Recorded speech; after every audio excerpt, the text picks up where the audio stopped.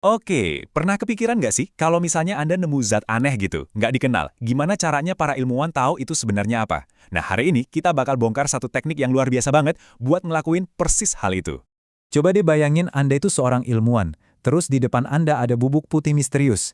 Ini gula, garam, atau jangan-jangan sesuatu yang lebih bahaya. Gimana caranya kita bisa tahu pasti, apalagi tanpa ngerusak sampelnya? Nah, rahasianya ternyata unik banget. Kita bikin molekul-molekul di dalam zat itu bergetar atau biar asik kita sebut aja bergoyang. Dan percaya atau enggak, cara mereka goyang inilah yang ngebongkar identitas asli mereka. Keren kan? Oke, bagian satu, mengidentifikasi yang tak dikenal. Jadi ya, ini tuh tantangan besarnya. Di banyak banget bidang loh, dari mulai farmasi sampai forensik. Para ilmuwan tuh dituntut buat bisa ngenalin senyawa kimia dengan cepat dan yang paling penting, akurat. Solusinya justru ada di sesuatu yang nggak bisa kita lihat. Kita pakai cahaya inframerah. Itu loh, bagian dari spektrum cahaya yang posisinya presis di luar jangkauan mata kita. Justru cahaya tak kasat mata inilah kuncinya buat bikin molekul-molekul itu ngomong ke kita. Lanjut ke bagian 2, goyangan tak kasat mata. Nah, sekarang kita bakal bedah lebih dalam nih soal goyangan tak kasat mata ini. Gimana sih ceritanya cahaya inframerah bisa bikin molekul ngasih tahu jati dirinya?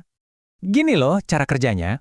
Waktu cahaya inframerah kena molekul, molekul itu bakal nyerap energi, tapi cuma di frekuensi yang spesifik banget.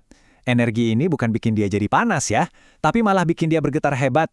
Nah, getarannya ini super spesifik, tergantung atom apa aja yang nyambung dan seberapa kencang ikatan di antara mereka. Dan getaran ini tuh nggak asal-asalan loh. Ternyata ada dua jenis gerakan goyangan utama yang dimiliki molekul. Yuk kita lihat satu persatu. Coba lihat, yang di kiri itu namanya stretching atau regangan. Bayangin aja ada dua bola yang disambungin pakai per. Nah, gerakannya itu kayak per ditarik ulur, jaraknya berubah-ubah. Terus, yang di kanan itu bending atau tekukan. Kalau ini, yang berubah sudutnya, mirip kayak gerakan gunting atau lagi ngibas-ngibasin sesuatu. Nah, kombinasi dari dua gerakan inilah yang jadi kuncinya. Bagian 3, sidik jari molekul.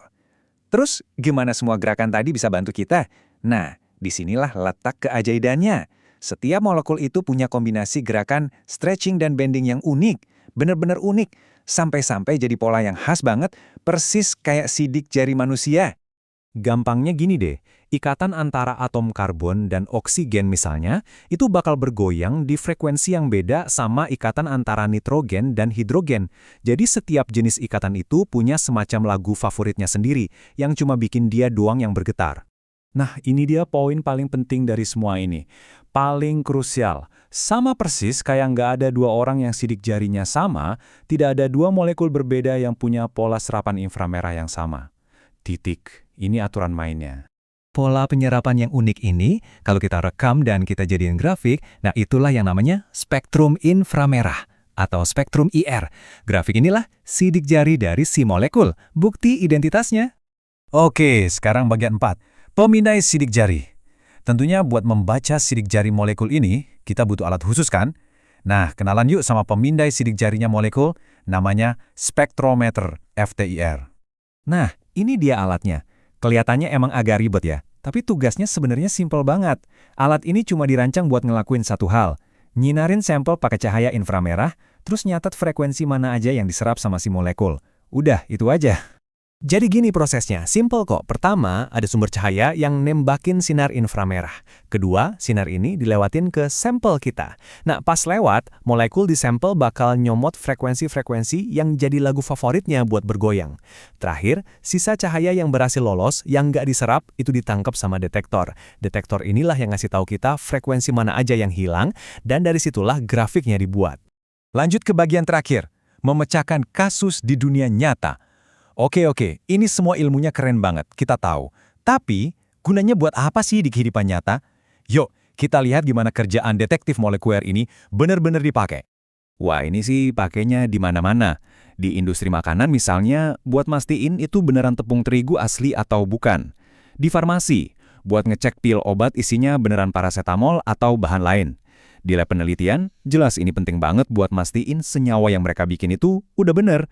Dan di dunia forensik, ini bisa jadi penentu buat ngidentifikasi narkoba atau bahan kimia aneh di TKP.